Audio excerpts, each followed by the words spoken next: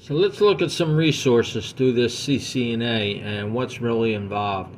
Now, like I mentioned earlier, that a lot of this stuff crosses over between the N Plus and the CCNA. CCNA is more specific to Cisco routers and switches and stuff like that, but it's also a lot more involved when it comes to knowing a lot of it. Like I said, a lot of it crosses over. Like some of the stuff right here, like let's look at this. There's different kinds of IP addresses. There's IPv4 and IPv6 where you get your IP addresses from. IPv6 is the newer one, PV4 is the older one, and the claim is that we're running out of IPv4 or IPv4 addresses. So let's look at something like that. Here's what subnetting is. Now this little slash right here is something that's known as CIDR, which it comes into when you're changing IP addresses and stuff like that and breaking it down. It's a lot of math and stuff like that. It's not so bad. The IPv4 is not so bad when you come converting it. Basically what you're doing is you're converting it from ones and zeros into actual IP addresses, and you break it down that way. That one is not too bad. There's my channel. Where it gets tricky is this one right here, the IPv6, because this gets into hexadecimal and it changes into letters. Let's see if I can get stuff here.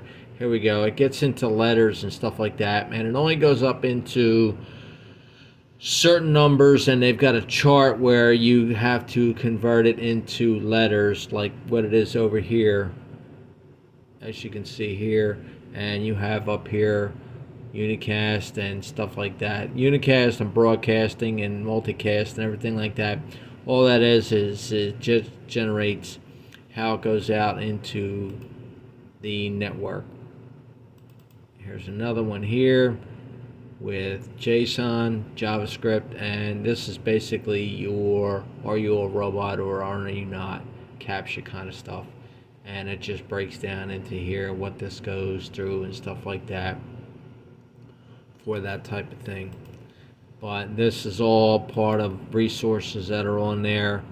And what is here's another big one, spanning tree, which is this spanning tree prevents loops and collisions and stuff like that for where you're basically hung up, where the network gets hung up. This prevents that, where it just keeps going around in a loop.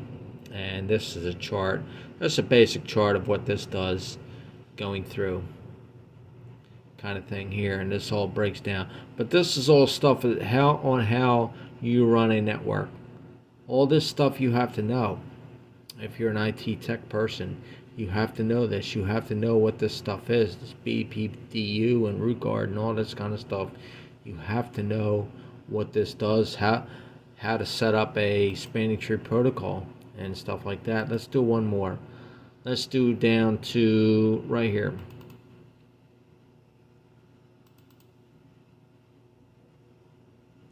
What is a network?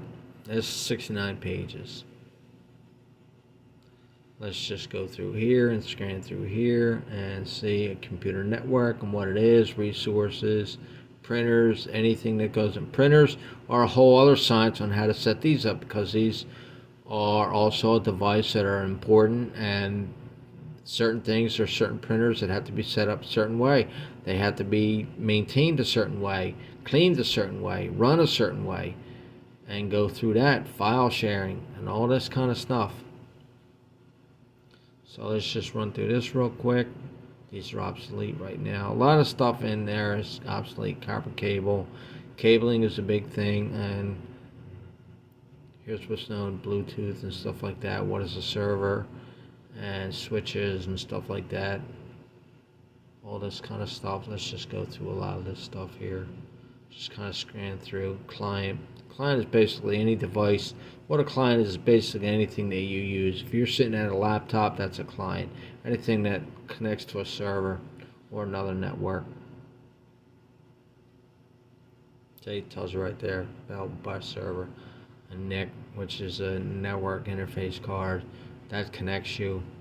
There's MAC addresses and stuff like that. A lot of these things are already installed in the computer where you don't have to mess with anything in RJ45 cable, different cabling and stuff like that, and it just goes through.